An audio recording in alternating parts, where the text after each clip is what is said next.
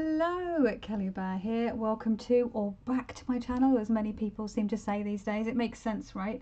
I am here, as you'll see from the title, with a hashtag that has been around for quite a long time. It's by the lovely Marlene Teresa, who has a voice like honey. I could listen to Marlene Teresa talk all day. Just beautiful voice, and her videos are great. If you haven't heard of her, I'm sure you have, but if you haven't, go check out her channel. She puts some great stuff out there, and she's lovely. But yeah, it's tarot to the extremes, hashtag tarot to the extremes.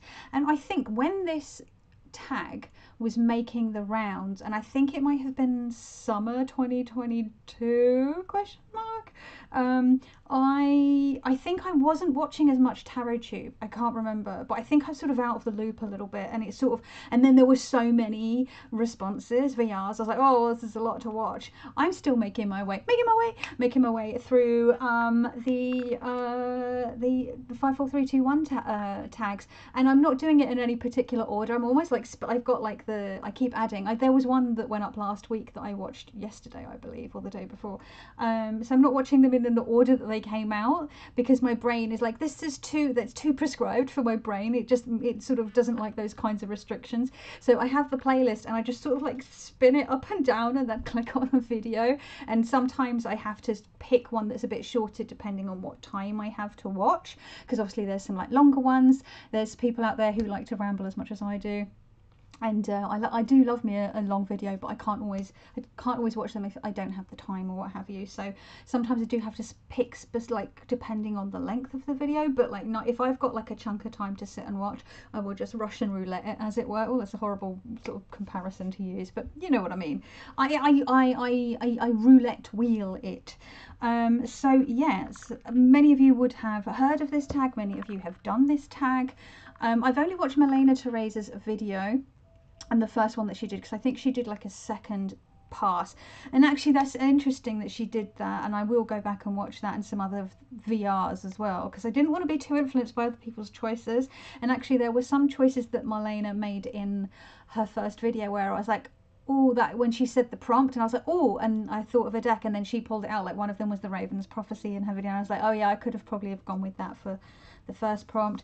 But yeah, I could probably do this tag multiple times over. With like, it was quite tricky to pick for some of the categories, in the sense that I had quite a few options, and on other ones it was a bit more like, oh, I don't know if I have much of that kind of thing in my collection. So I was really excited to finally get around to watching it. I think I watched it like last weekend, and I've been sort of looking forward to doing it. I've been planning to do it this weekend, all week. So yes, it also feels a bit weird. This is the first time I'm sitting down to film a video so far in 2024, because the previous 2 Sundays I have done lives. Well, I didn't really do a live last week. I did a live draw for my 8th channel anniversary giveaway, but I was not feeling good. I was feeling no bueno, and I had to sort of just do the draw and then bounce. I think I was on for like 15 minutes. Yeah, so that wasn't even really a proper video, and my plan originally was to film a pre-recorded video last Sunday, have that go up around my sort of usual time, and then do the live draw as well. But like I said, I wasn't feeling too hot, and I just sort of nixed the pre-recorded video. And the previous week before that was my channel anniversary sort of celebration live chat that went for nearly 3 hours. What? Longest live I think I've ever done, at least solo live. I think I've done almost as long live videos with other people, but not on my own.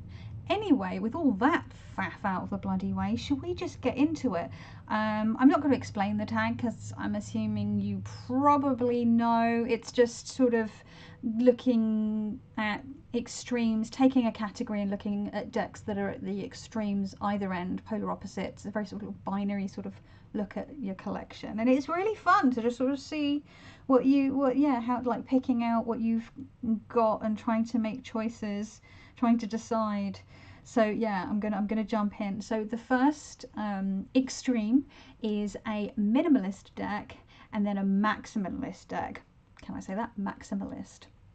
I can say it. I think I need to wet my whistle. I've got an Antoine of tea. Remember Antoine? I didn't. I've not drunk from Antoine for a good while, right?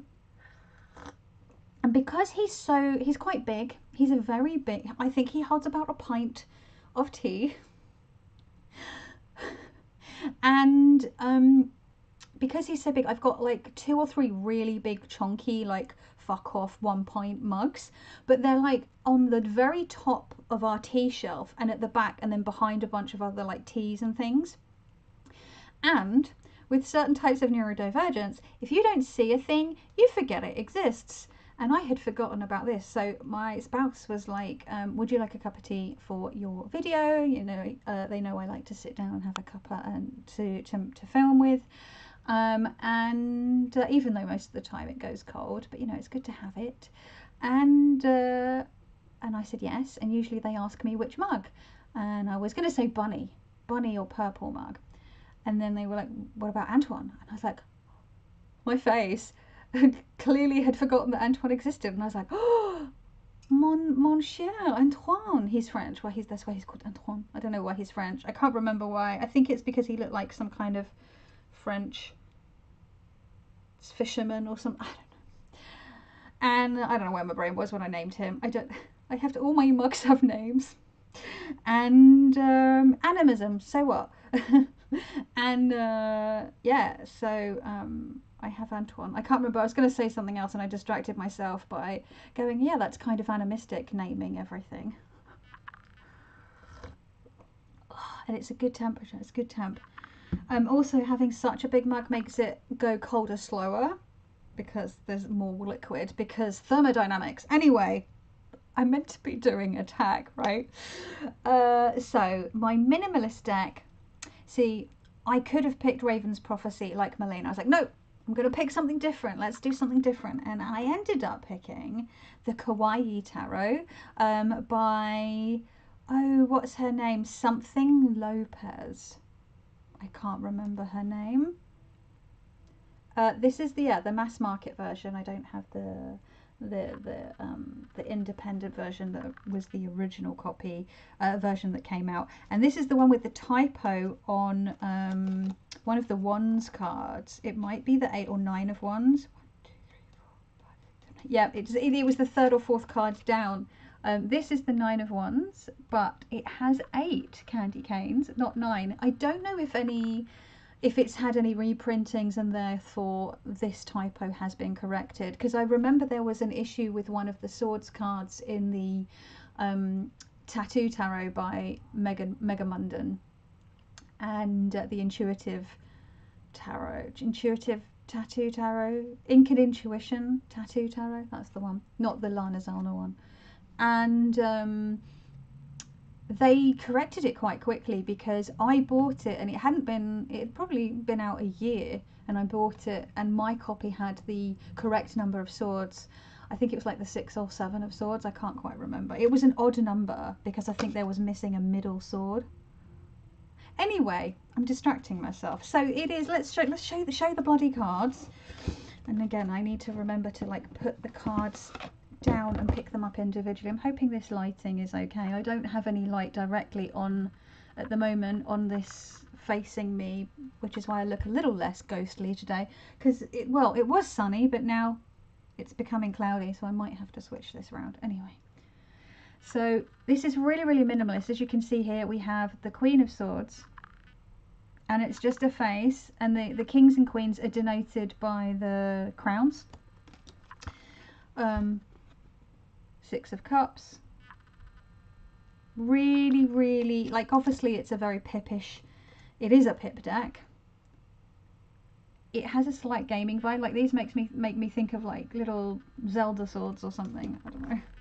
Pixels, 8-bit pixel kind of gaming. I'm an OG Nintendo gal, so that's my jam. Really, really simple. I think the courts are probably not as successful in their execution. Like I think they can be a little bit more difficult to work with because you're not being given much visually, but then if you're already reading in a pippish way, it doesn't matter too much. I just mean that some people who might prefer to overlay a more sort of Smith-Waite type system onto a deck like this, you would probably find these courts quite a bit basic. Yeah, basic. But my favourite, the bit for me that I really enjoy is the Major Arcana. It's the trumps. So here's the Hierophant, which looks to be a Bible. We have Justice, which is a gavel. Pretty self-explanatory there. Temperance is a weighing scales, because obviously I think a lot of people would use weighing scales for justice, like a sword and scales, but instead it's a they've used the gavel, which I quite like. The Tower, it's very, very cute, hence the kawaii. And yeah, I just think it's cute, and it's very simple and minimalist. The white backgrounds, you know, very straight to the point in that sense. Maximalist, oh, this was a tricky one for me because I have a few like decks, like that's me indicating in your face, like all, like everything including the kitchen sink kind of decks. But I'm going to go with my OG maximalist deck, the first maximalist deck I ever got into my collection. It's fucking sun's come out now, see what I mean? So I even don't like the weather, wait. If you're in England, if you don't like the weather, just wait 20 minutes. Just wait like 2 minutes. Can't make up its mind. And that OG maximalist deck, for those of you that have been here since the beginning, are probably knowing which one it is. And it is the Tarot Illuminati by Eric C. Dunn. I have the big box version that has no borders and the gilding. It's a Rider-Waite-Smith clone, but so extra, so unnecessarily extra. And I was like, this is so funny, because I remember when this deck came out and I was looking at it online and I was like, oh hell no, this deck is just no, just a no from me, thank you. And then I saw it in person in Mysteries, in the original Covent Garden location, before it even shrunk down to one shop and then moved. And I don't even know if it exists anymore. I keep meaning to look that up. I saw it and I was like, oh, okay, it's a lot, it's very gaudy. Gaudy is the word I would use to describe this. And I went home, I think I picked up a copy of the Deviant Moon Tarot. Did I buy anything else that day? I think it was the Deviant Moon Tarot was the deck that I bought that day. Could I stop thinking about this damn deck? Could not stop thinking about this deck, and I was so annoyed that I couldn't stop thinking about it. And then in the end I put it on my wish list. I asked for it for, I think it was for my birthday, and I got it for my birthday maybe 2016. I don't know, I can't remember what even is time. So yeah, that's my maximalist. Oh, my phone screen's locked because I've been gassing for so long. We've got nearly 14 minutes in and I've done one prompt. It's going as well as it usually does, folks. So the second prompt is night and day. So a deck that is, yeah, I guess feels like the night, and one that feels like the day. Oh, this was such a tricky one for me to pick. And the night one, I ended up going for, oh, I forgot to take these two. Sacre bleu, I totally forgot to take these two out of their boxes. Every single other deck I managed to remember to take out of their packaging. What a banana. Anyway, let me just quickly do that. So my night card, my night deck, I picked the Golden Thread Tarot by Tina Gong of Labyrinthos. And the reason I picked this as my night card is, firstly, you know, it's black and gold, so it immediately makes you think more like nighttime maybe. But also because it's got this foiling type situation going on, I tend to only read with this under ambient lighting because it's quite difficult to see in like regular daylight. Like, so if I'm just looking at this in the sunlight here, it's quite difficult to make out the imagery. You need sort of a lower level lighting. So when I turn it around to a lower level of light, it's easier to pick out the details, or pig out the details.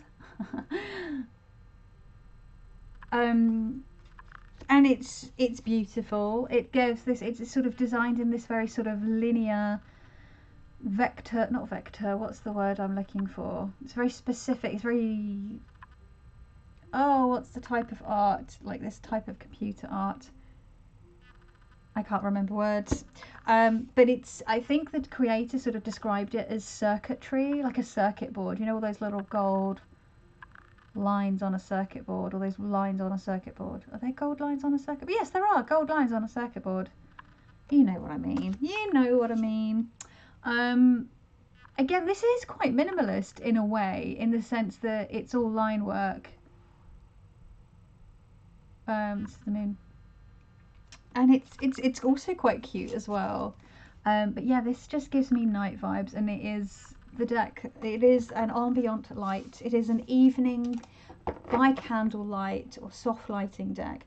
And daytime, I picked what I feel is the coldest deck in my collection. There's another one that feels quite cold and feels like daylight to me. So for me, I associate daylight with coldness, which is a bit strange, or stark. No, coldness is probably the wrong word, because in the summer, when it's really, really hot, when we have heat waves, I hate it. I don't do well in the heat, and it feels so oppressive and so overstimulating and uncomfortable for me. But it also feels stark, you know, like being in a desert. It's bright, it's sunny during the daytime, it's bright, it's sunny, but it's stark.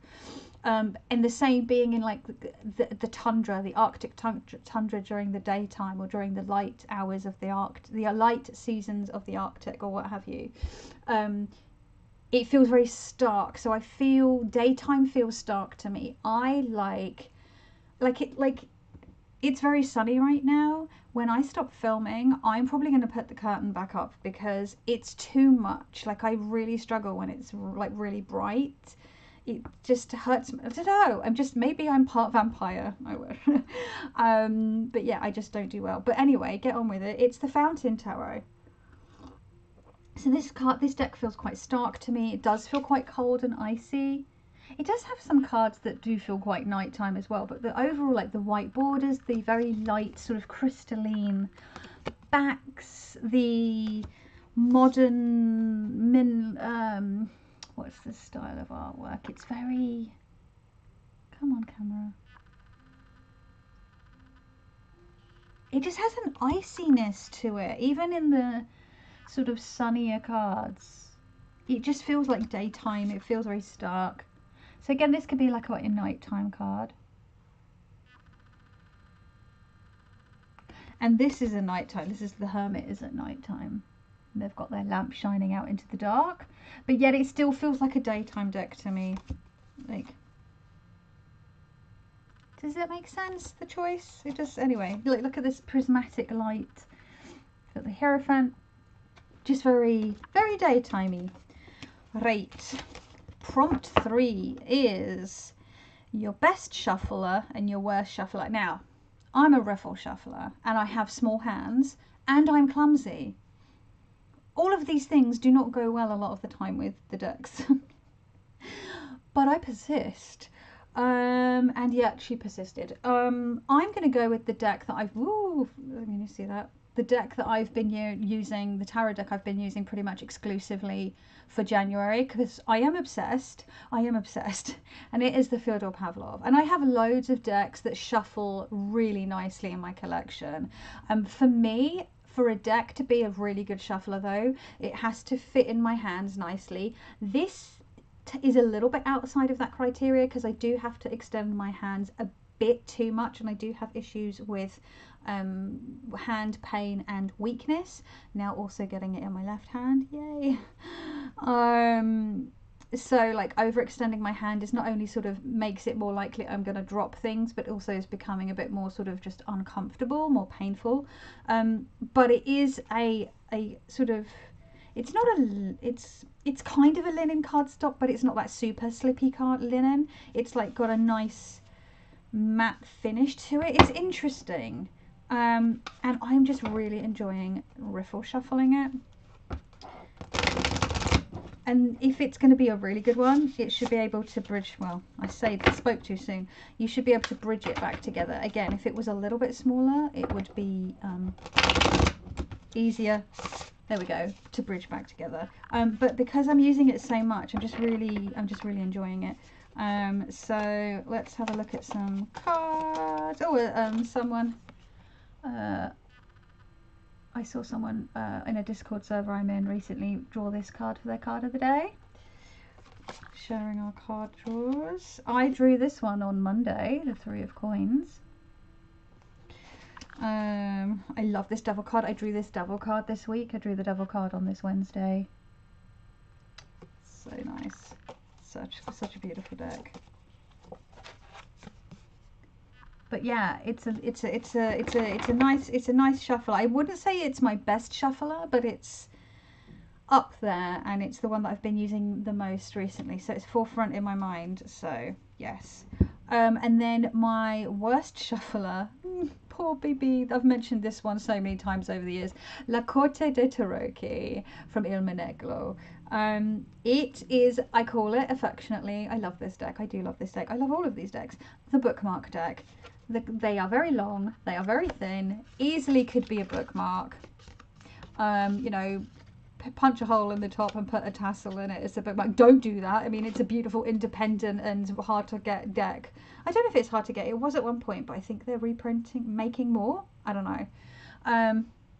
See, it's gone so sunny. It's like making me like super pale. I mean, I am super pale, but extra pale. And it's in this like really thick, almost like, it's not watercolor paper, but it's quite thick cardstock. So, you know, 78 cards are like, you know, let's look at a more standard thickness of a deck. Like, it's chunky. Chunky. And then because it's chunky and it's thick, and like, so it's really stiff, and it's long, and it's skinny. This, you know, I've made my peace with it. I used to sort of wash it a little bit on a table, but it is an indie deck, and I'm like, I don't know if I should be doing that with this precious baby. So this is pretty much how I shuffle this deck. It's not great. I nearly picked like one of my Mahusive decks, but even those I can kind of sort of, for the most part, a lot of them I can side riffle these days because I figured that one out eventually. But yeah, worst shuffler, but by no means like a deck that I love it, but yeah. You're an awkward bitch. Right. Number 4, my most confronting versus my most comforting. This was so tricky, right? This is funny, right? I would say I'm not a squishy kind of person, although the last few years I've definitely needed more tenderness and support and like comfort, because gestures are everything. But I don't see myself as being quite a squishy person. I think I'm getting a bit more squishy as I get older. So I was surprised that I had a lot of like comforting decks to choose from. And I know you're all thinking, those that know me, oh, she's going to pick the Tower of the Magical Forest. Maha! No. Because I knew that you knew that I would probably pick that. So I was like, oh, nah, I'm going to do something different. I'm going to pick something different. I'm going to throw you off. I'm not picking that because that's too obvious for me. I'll pick something else. But with confronting, I'm a spooky bitch. I love me some like dark, creepy, spooky, weird, gnarly kind of decks. You know, I've got a few of them, but I wouldn't class them as like confronting to me. Like, I know that some people would find, say, the Bohemian Gothic Tarot by Bubba Studios like quite confronting from some of the imagery in that. I just find that quite funny. That deck tickles me, and that's like a lot of my like darker decks, quote unquote darker decks, or sort of more sort of confronting imagery type decks. I don't really have anything that really like is a real gut punch. So this was a tricky one for me, but I ended up going with the Next World Tarot. I've got the pocket edition here just because it's a bit more wieldable. Although probably, and it's matte, so although it's smaller, it's actually easier to show without glare on screen. And I call this confronting because it's basically showing us, you know, what happens next World Tarot, and how do we go from there, and how do we break down systems that are built on, you know, centuries, a history of colonialism and structural racism and, you know, sexism and all sorts of, you know, things that in the end don't serve everyone, and don't support people equally or fairly. Um, and so some of these cards feel like a calling out or a sort of a call to action. And some of these cards feel like a calling in. And I just, it dares to dream about what could be, even if everything isn't great, because things have like, we're in this deck. I feel like this deck is in the process of rebuilding. Things have been torn down and we're rebuilding.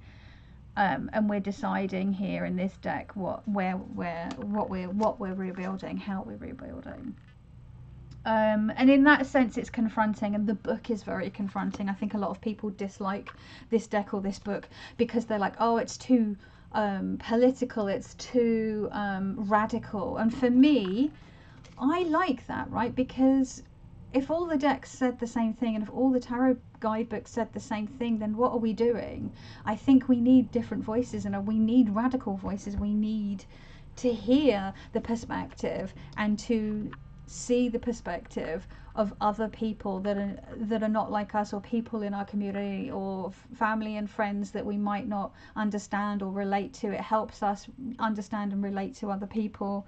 You know, I'm a big like lefty liberal whatever, so for me, that lives in the midst of a very multicultural area of London. I've always been very blessed to have a, like, you know, be living in this city, which obviously is not without its problems, but for the most part feels very, there's just something magic about London. Okay, and I know people will shit on it because of its many issues, which are fair. A lot of those criticisms are fair, but unless you like are from here, in the sense like as a born and raised Londoner, like people move here and they come to love it, or they move here because they've dreamed of moving here, but growing up inner city London, like in London, not on the outskirts, and being part of it, I think it's probably the same thing for like New Yorkers that have grown up in like a melting pot area. Like I grew up in a real melting pot area. There's just something, so I feel very fortunate to have had that experience that I had. And although we didn't have much, having such a diverse community and having such a excellent education, in the sense that my schools were very liberal and very mixed, and we learned and celebrated all kinds of people, that I think definitely informed my view as a person. And I just, yeah, to me that's invaluable. That's why it's funny, like all the people that you see that are like really mega conservative a lot of the time in the UK, and that vote for like really harmful and horrible racist or misogynistic or homophobic policies, are the kind of people that live out in the sticks and don't actually interact with people that are different to them because they're scared of what they don't understand. Anyway, yeah, so basically this is me saying this is quite confronting. I find it confronting in some senses, calling in some senses, but I do also think that a lot of people would benefit from working with this deck if the ideas around, like, the ideas that are addressed in this make you feel kind of crunchy and uncomfortable. This is a good deck to work with. Wow, I went on a whole, like, I went on a side quest, sorry, talking about how much I love London. I love her, but I hate her. I love her, but I hate. It's a love-hate relationship, but it's more love than hate. There we go. Right, so for the comforting deck, I had so many I could choose from. Like I said, I could have chose my Tower of the Magical Forest, which is my little soft, squishy, fluffy bubble. Or I could have gone with like the Playful Heart Tarot by Kitten Chops. Although that does have some confronting cards in it and doesn't shy away from the like gnarlier side of things. And I was trying to find the deck that is like the super fluffy, wuffy bunny, snoogu boo goo, oh my god, just tarot deck, and actually the one that I landed on, the Animal Wisdom Tarot, which has been renamed like the Spirit Animal Tarot, and I'm just like, no, like, don't put it back to the Animal Wisdom. That makes more sense. We don't need a like weird, slightly appropriative names, but there we go. This one is glossy. It's a little larger. The artwork, the colours are delicious. They're very soft. They're very gentle. There's no people in it, so it feels very. You're not having to be confronted with humans and all that entails. We do have like, even the tower is called the Quickener, and is represented by the serpent. Obviously this is like a mystical, magical creature, not a real animal, but it's renamed to sort of take the bite out of the tower, and it's like, although the serpent is like sort of wrapped around, it doesn't feel like necessarily as gnarly as a classic tower. We have like, you know, titles like Nurture, which from what I remember, because I haven't worked with this for a wee bit, is the Queens. The Peacock Illuminator. Just look. Gorgeous. I believe this is the Star card. Spider for Sacred Spin. If you don't like spiders, look away. Sorry, I should have done that first. Apologies. Many apologies. So yeah, it's just, you know, we've got fossils instead of pentacles. It's all sort of branches instead of wands. Links. 9 of branches. Really, oh, just so lovely. I just love it. Firefly, 4 of branches. The colours are just so warm and snuggly, and I love this otter, 3 of shells, which are cups. Like, I just love otters, little sea poppers. Even though they are kind of a bit fucked up, they are like not as cute in their behaviour as people seem to think they are. Coyotes, the Trickster, is the Fool card, which I just adore. So yeah, this is my, and the backs are lovely. There's that coyote that we just saw.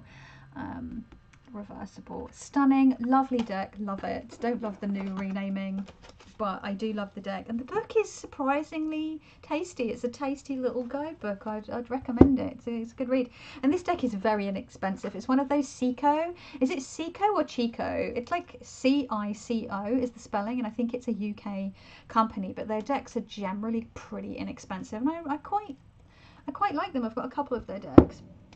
Okay, so moving on to the next one. The prompt for number 5 is your everyday versus every so often deck. Again, every day there were a number of options, but I have to pick one, and I am sticking to one. So I'm picking the Sasarai Beto by Stacia Barrington, lovingly nicknamed the Sassy Burrito. This deck I can read like anytime, anywhere, for anything, pretty much. For anyone. It's it shuffles nicely. I love the artwork. I pretty much love almost every single card. I've had it for quite a number of years now. I've worked with it extensively, and it's just always there for me, to the point where sometimes I do have, I've said this before as well, where I have to like hide it away or just put it away in the bottom of the bottom box there, so it's a faff to get it out, because it's one of those decks I can just easily grab for, a bit like the Fifth Spirit as well these days. But I'll show you some cards. I'm sure most of you have seen this. I have the 2nd edition, which is on the glossy card stock, but oh my god, I really would love the travel edition. It's like I don't need the travel edition because I have the main one, but like I love small things, and I love this deck so much, and I don't ever want to take this out of the house, because it's like my specials, is like a sweet special baby, and I don't trust myself. But like the smaller one, it's less expensive, I guess, because it's smaller, and it's cute because it's smaller, and it's a backup copy, so I would still have my OG. So if anything happened to that travel one, heaven forfend, you know, I would have this one. And yet there are so many other decks that I want, that buying a duplicate of a deck I already have, other than like the Wild Unknown, because it was like on offer for like £7, the tinned one, and I was like, well, I would be a fool not to buy that one offer. And I actually use that one more than my full size one now. So yay. I always end up buying a new deck, a new to me deck, rather than a deck that I already have. Okay, and the once in a while deck, I picked a deck that I barely used last year, which is weird because like 2 or 3 years ago, I was like hardcore into this, like learning about this deck. It's the Thoth. I only have one copy of the Thoth. I have the Thoth Deluxe, which basically means it's a big ass version of the Thoth. And actually, I originally I was like, I will buy this and I will trim the borders off once I know it off by heart. I don't know it off by heart. Because I just want it without all the faff of all the like the keyword, the the words, and actually I've come to enjoy it just as it is in all its big booty, like full chunky, bordered, worded, keyword doobly doo. I enjoy it. I don't think I would trim it.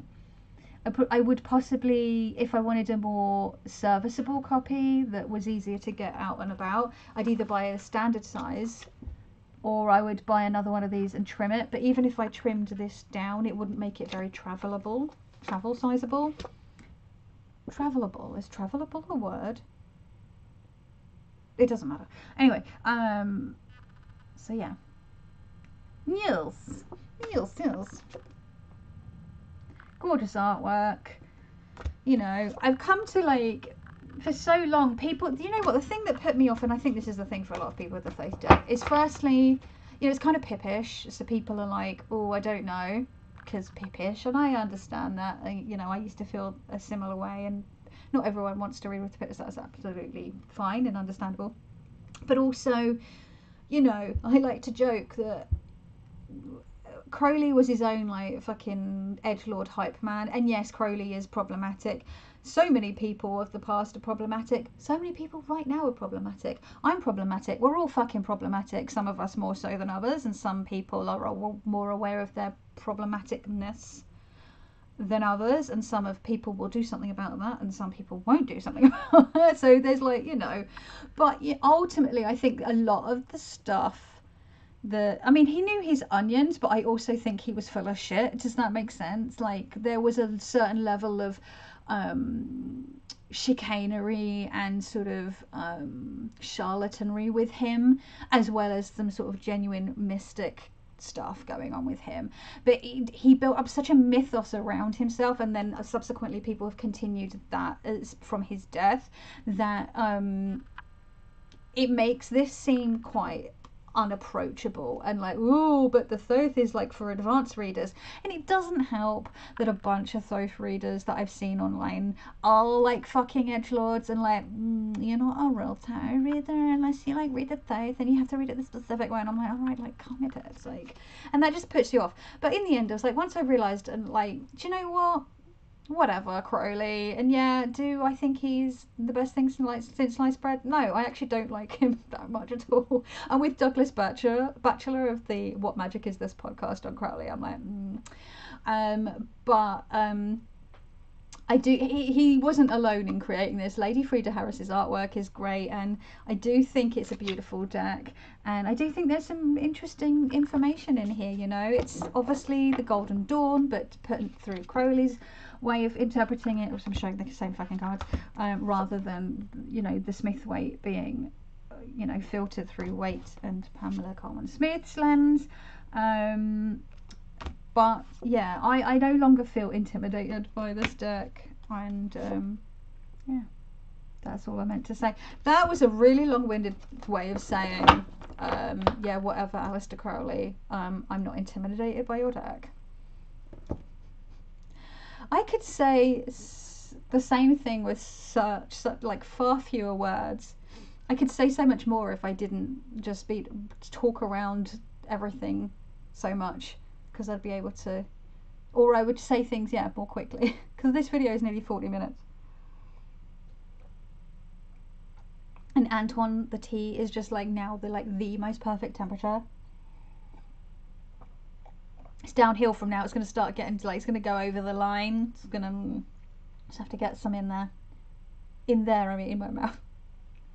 I should cut all this out. Am I going to? Probably not. Sorry. Not sorry.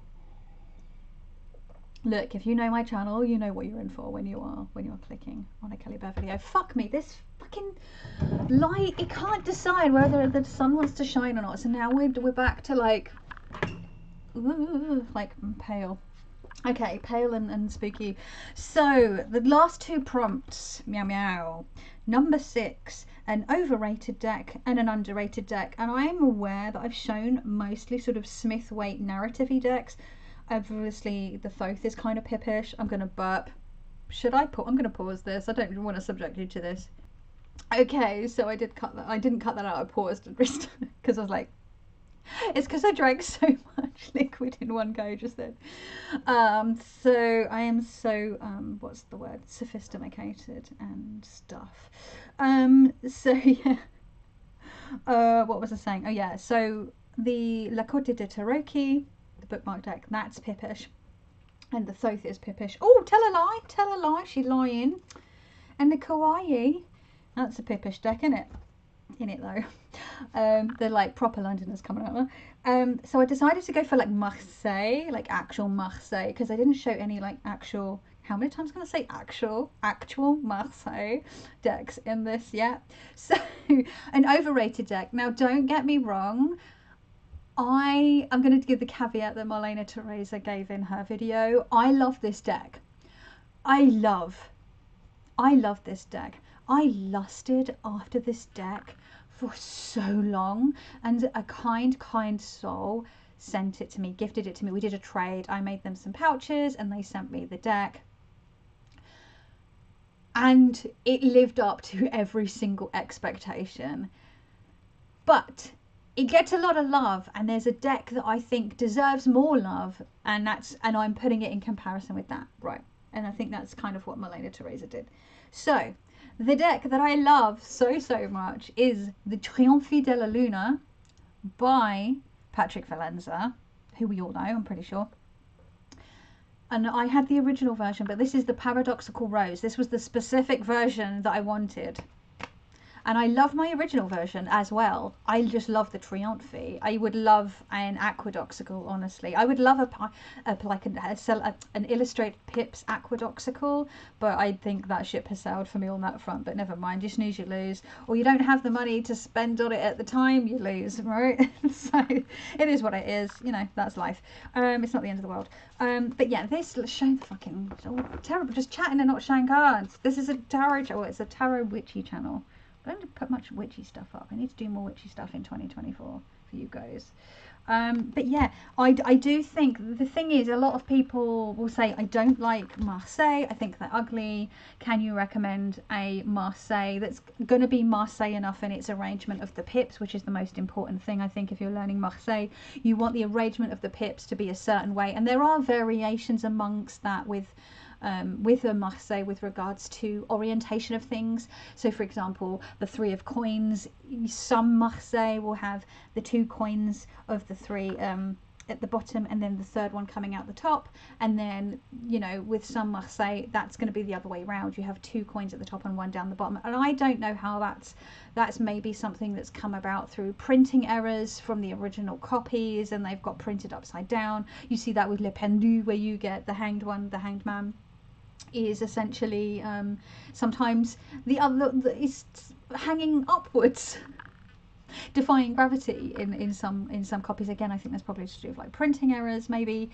you get some in some Marseille, you get the sword suit, the swords are pointing down, and in some the swords are pointing up. And I have decks that have both, but as long as like the actual general arrangement is the same, I think that it doesn't matter. So obviously the Triomphe, here we go, there's a 3 of coins, speak of the devil, well not of the devil, speak of the 3 of coins, you know what I mean. Speak of the devil when you're talking about tarot, like, means you probably need to be actually speaking of the devil. It's a great card, a great deck, sorry, for people that don't like classic Marseille but want to learn Marseille. I'd say, I mean, yeah, like any deck can be a beginner deck technically, as Jester from campaign 2 of Critical Role would say, technically. Shout out to all my Critical Role fans. I know you're out there. You've commented before. I'm showing just all the same. Here we go. Here's the hang one, is hanging upside down in this one. But there are other decks that you could choose. This is an indie deck, so it's going to be pricier if you're going to pick this as a first deck to learn from. But I understand that it's so important to find a deck that you really resonate with or really love the artwork with, especially if you're learning a system, whether it's Smithwaite or Thoth or, you know, Marseille, what have you. But I'm going to shout out to my boy Yoav Bendov for the CBD Marseille as the, like, underrated. Because, yeah, you know, the light is, it's all tidied up. It's got very sort of like whatevs backs, you know. I'm partial to like a Noble back, you know.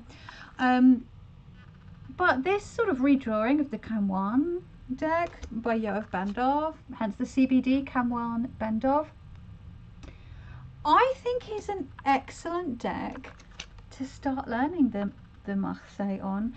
And also, like, I literally just used to use this as a study deck.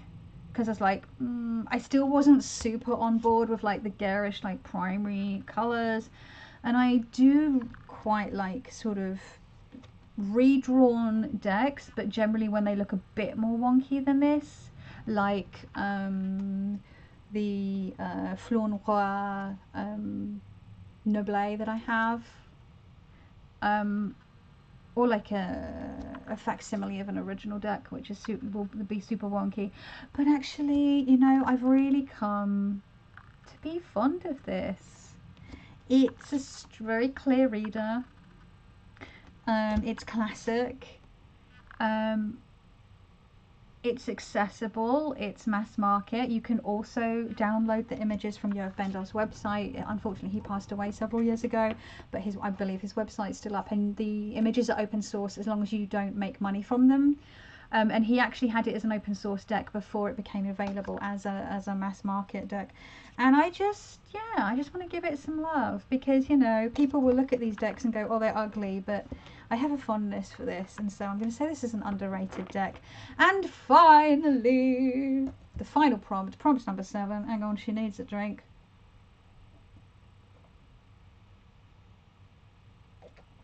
Hang on, Gav. The light and shadow. And now I'm trying to remember, because I watched this video like 8 weeks ago, 8 weeks, not 8 weeks, 8 days ago, Marlene Teresa's video.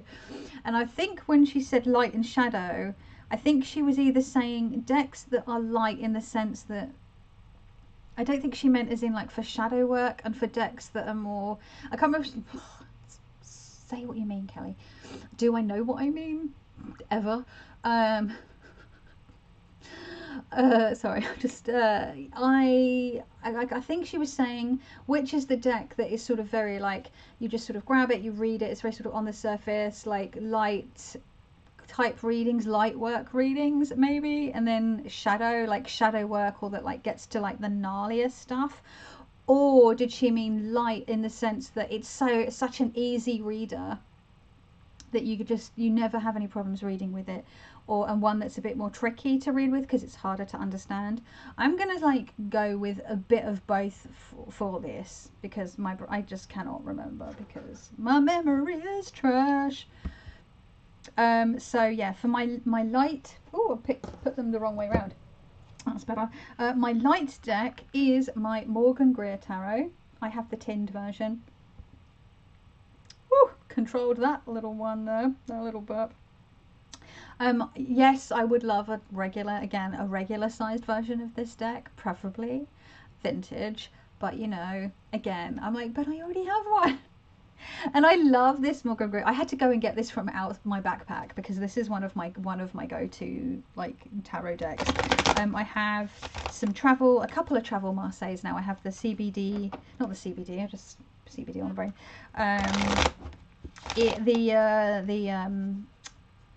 Meow Meow, what's it called? Maria Celia by Leonardo Narciso. But more recently, Auntie K's Marseille Prendre Vie. I have the mini version of that. So that's like becoming my travel Marseille. But I do have, this is like one of my go-to Smithwaite travels. I'd love for years I've been saying I need to get the, the Centennial Smithwaite in a 10. I mean, it's so funny. I went through a phase where I was like, I don't really want decks, but then when I like think about all the deck, like I'm talking about duplicates, and there are loads of other decks that I want. I just want all the decks. I'm in a maximalist. I want all the decks phase right now. I don't know. And yet last year I hardly bought any decks. I had a flurry of decks at the beginning of the year. I bought a few, and I've did unboxings of them, or I received them as gifts, or for review or what have you. But I was just like really just happy to just be working with my collection. And like the last couple of weeks, I don't know if it's because it's like my birthday next week, maybe I'm in a like my feelers are out. I'm like, right, I'm gonna see what I don't think I'm gonna get any decks for my birthday, in the sense I don't think anyone's bought any for me. I had them on my wish list, but I don't think anyone's picked one up for me. But that's okay. I think I'm mostly going to be getting books. Again, that's okay because I love books too. But I think I'm like going to see if I get any more money, because I got a little bit of money for Christmas, and then I'm putting my feelers out about what decks I want to purchase with that money. We shall see. There's like quite a few contenders. Anyway, I'm going to be showing my light deck. This deck, I'm very much like an everyday and every so often, like the Cesar Rabito, is reads so easily for me, so clearly for me. It's very, you know, it's a Smithwaite clone, but make it 70s like porn stashes, and like very facey. It's very up close. The colours are scrumptious. I love this death card. I know lots of people don't like this death card. I love it. I just really love a good like dark card. I know like people sometimes don't like the moon or death or the devil or the tower, and those are some of my like favorite, like artistically, some of my favorite cards. They're cards that I like. The hermit is one that people like, but is dark in the sense that it's usually nighttime. Yeah, I just like the darker cards. Of the star, which is one of my cards. Oh yeah, I'm just realising I like a lot of the cards that have dark backgrounds. It's like me going, I don't like it when it's too sunny. It hurts my eyes and makes me feel blah. So yeah, I just love this deck. I love this deck so much. Yeah, it's very cis hair. Yes, it's very white. It does have a couple of people of colour in it, but it's, you know, this is from the early to late 70s. What year was this? What year were you? 1979. Wow, so late 70s, right in the end there. Well, that's still 45 years old at this point, right? So but yeah, it just always reads so well for me. I did a bunch of readings outside at a local cafe with this one last year, not on purpose, just people saw me with this deck doing some reading and some studying, and people were like, oh, do you read tarot? And I'm like, yes. Could you do me a reading? Also, I guess yes. And so that was fun. And this and it just gave very clear, concise readings, actionable steps that I could give people, advice. Yeah, just actually tell I did do a reading on purpose with my friend Chris. He came, we actually met up for coffee, so that I could do tarot readings for him, and so we could have a catch up, because I hadn't seen him for ages. And I did like did a bunch of like consecutive readings on a number of topics for like an hour and a half maybe, and I was like so wiped out afterwards, but I was like on such a roll, and we were like digging into some stuff. But yeah, so that's my light reader. Does that make sense? And my shadow reader is the Osho Zen. This was my first ever deck. Yes, I trimmed my OG 90s version that I bought when I was a teenager because I didn't like the keywords. And this is the thing, I'm choosing this as a shadow deck for a couple of reasons. Firstly, it's based on the Smithwaite, and I can tell now that I'm au fait with the Smithwaite system, when I wasn't when I first got this. I didn't even know what a Smithwaite was when I bought this deck. I can see the influences, right? But it's not immediately off. So this is the Five of Rainbows, which is the Five of Pentacles, but can you see that shut out kind of vibe, right? Makes sense. Hermit, explainable, right? Two, this will be the Two of Cups, Two of Water, Two of Cups. These two merging together in harmony kind of like makes sense, right? You can see it. So it's shadowy in the sense that it does have some gnarly cards that are a little confronting. So we have the Eight of Clouds, which is the Eight of Swords. We've got this woman sort of being really cool, their hair being pulled and their face being scratched out by these sort of grey, creepy, clawed hands. You're surrounded by all these clouds. They're in, but it's like mental turmoil, you know. Let's find another one here for the Miser. I can still remember some of the keywords as well because I read with the keywords for so many years. You know, this is quite a dark interpretation of the Four of Coins. Not one that I necessarily agree with. I prefer to take a more balanced approach a lot of the time. Let's find another one. Here we go. Ten of Fire, which would be the Ten of Wands. This person like wrapped around coils and coils of rope. We've got all this cloudiness above again. I mean, it's very 80s. It was painted in the 80s. It's a very 80s deck. But also it's very shadowy because it's based on the teachings of Osho, right? And there's the whole like thing going on with that as well, which is, you know, problematic. That's the thing, you know, we're using the tarot, we're working with the tarot, and it's not without its problems. We've got, you know, issues with appropriation and things that were overlaid, grabbed and sort of put over it with like the Golden Dawn and, you know, subsequently Waite and Crowley. We have the problematic situation with regards to you know, the Marseille. It's a product of its time, with the sense that it came out of those Italian tarot keys, and, you know, it's a Catholic country. Well, Italy wasn't a country as Italy back then, but it's, you know what I mean, like Venice and Milan and places like that. They were Catholic, and, you know, white, very white in the sense of the modern term of that white was put onto Italians to, so that whole thing that happened.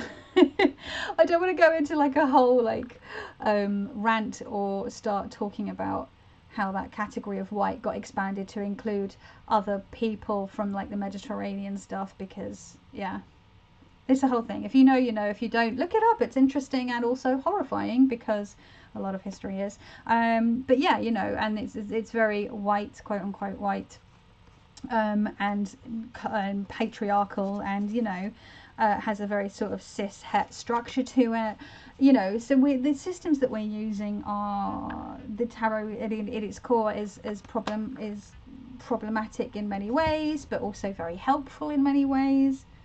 Things are nuanced and complicated, but this is why we love stuff like, you know, like the Next World Tarot, which is confronting us with other possibilities, other ways to be, other ways to exist, like the Fyodor Pavlov, which, you know, is based in a very beautiful sort of Mucha-esque art style, but is very representative of queerness and disability. Well, it's perfect timing, disability. Here we have the Knight of Coins in a wheelchair, and, you know, we've got representation of trans bodies. I mean, the Lovers card in this, we have larger bodies, you know, we have different skin tones, and I just, you know, it's taking something which is, you know, the Smith Waite and making it more bringing it up to date. And I think that's okay to do, right? It's okay to take something and make it better.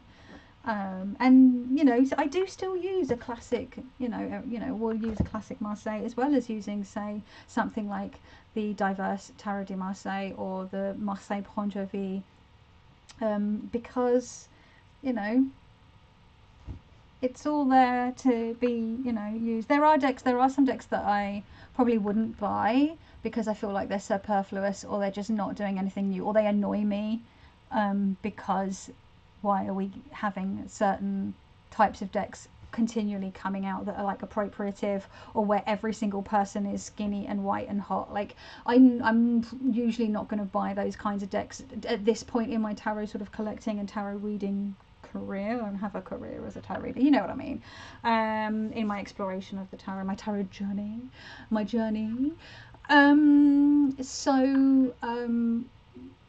I could see how someone who's new coming to tarot might see those new decks and be like, aha, this is like aesthetically it's pleasing to them or what have you, that's fine. But for me, I have so many sort of decks that already tick that box. I don't need them, but I do get a bit annoyed that those decks are still being released because I'm like, but why though? Oh my god, I went on a rant. Can I help myself? No, we are at 59:40. 59 minutes and 40 seconds. A whole stonking hour of me chatting about tarots to the extreme. I might do another round one day in the future, who knows. I want to go watch Marlene's second passing of this that she did, because again, a voice like honey, always nice to listen to, always has something interesting to say, beautiful poetry, she's a writer. Go check her out. Thank you, Marlene, Teresa, for this tag that you did a very, very long time ago. It's fun to do, even though I'm doing it very late. So I hope that wherever you are watching this video, that you are safe and well. I really appreciate you taking time to watch and or listen to me waffle on. Yeah, let me know in the comments what your extremes are, or what your faves extreme pairing was that I shared here. And yeah, just let me know your thoughts. You usually do. And yeah, I will see you in the next one. Ciao.